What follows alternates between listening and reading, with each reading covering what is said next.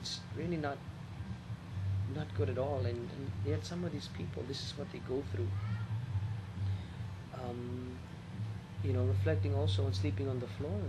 I was also talking to Joy, and she was sharing with me, and also Ricky. Ricky is also one of our brothers who's on the service team. Was sharing with me some of these families. They have about 14 people in their family, and some of them would actually have to take turns sleeping. You know, where they would have some people.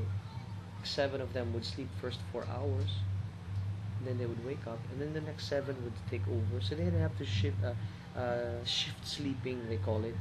It would so you know, and I can't just imagine. I mean, I'm already struggling if I don't get at least 6 hours sleep. I already start to struggle. Um, and within the time zone, certainly sleep has been a luxury for me, and Hava has been actually taking it very difficult from taking it not taking it very well, because she's still adjusting to the time zone. Although me and Celeste were already quite well adjusted. We made sure that as soon as we got on the plane, we got into the time zone of Manila, so we had to stay awake forcefully. But unfortunately, Hava has been in and out of sleeping, so she hasn't been sleeping very well. And when Hava up, like yet last night, I mean 2 nights ago, I was up at 1 o'clock because Hava was up, So and I just couldn't sleep because Hava was just up. So I only had a few hours sleep. So the past, ever since we arrived last Sunday, um, last Monday, uh, it's now Thursday today. Um, so for the past Monday, Tuesday, Wednesday, Thursday, about for the past 4 days, we've really been for the past 3 days, I've been sleeping very very little, and I about 4 hours a night, even less I think. But just imagine what these people go through, having to sleep only 4 hours every single day, and then they have to go back to school. So that's just really mind blowing, when you think about it. Um, and they were also sharing with me that they would even sleep on the dirt floor, and when it would rain in the evening, they would be wet because they'd be sleeping on the dirt, not in cement. It's really the dirt floor, the muddy floor. um, so the conditions are still inhumane, really. I mean, we wouldn't even, in the US, we wouldn't even let our animals, our pets, sleep in those kind of conditions, and yet we have families having to sleep like that. you know um, Going through this, the difficulty of Hava being even able to rest.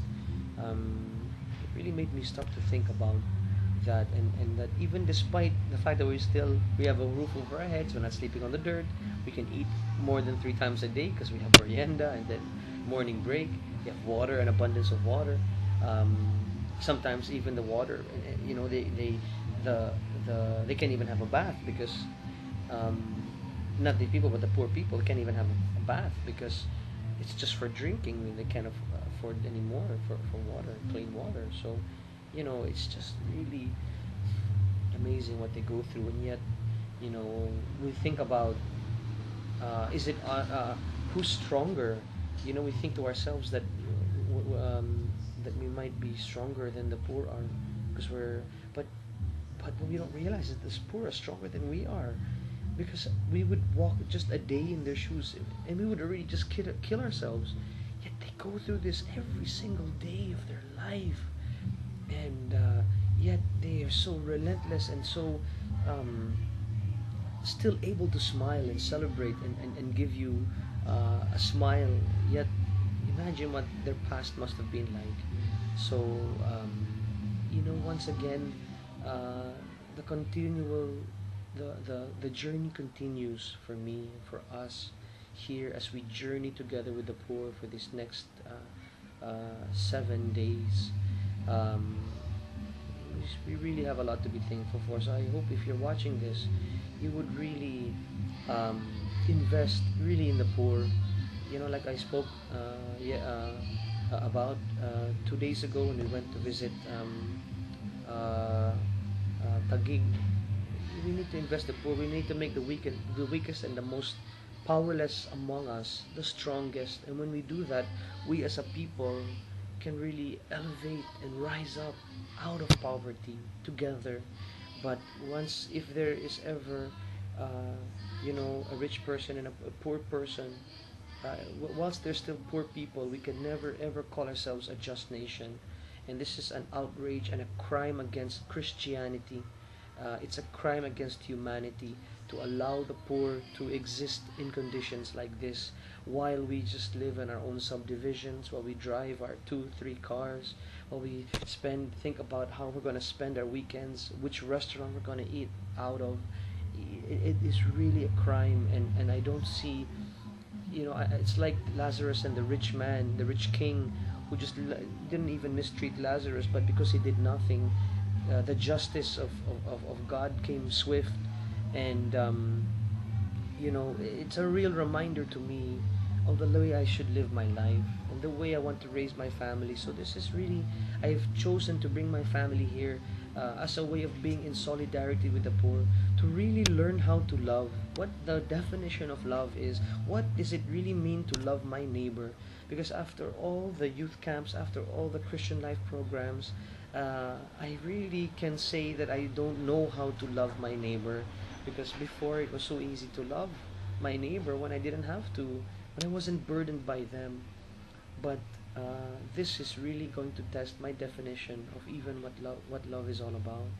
So it was a real blessing from the Lord. Last night that someone answered our prayer, and we were given a little mattress for Hava to sleep on, so at least it's more comfortable for her. Just a very thin mattress, but still it made a world of difference, and it's a little blessings from God that He gave it to us, and we were able to sleep last night. Hava was able to sleep straight, so it was just God's way of blessing us, because we've decided that we want to walk with the poor, we want to journey with them. So, brothers and sisters, if you're watching this, please never forget. I'll be continuously updating you each day as I'm here, to share with you some of the beautiful stories, and we'll try and get as many interviews as we can of the poor families of the, so that you will be able to experience life with them. It's a beautiful life. It's not something to be afraid of. It's not something to fear, but something to really love life even more. You can really appreciate, if you want to get the most out of life, then this is really something that we must do. We need to really journey with those less unfortunate as well. So thank you once again for continuing this journey with me, and we'll continue to share with you on location, on site, with these beautiful families that we encounter each day here in Gawad, Kalinga. Mabuhay po sa inyong lahat, and God bless you all.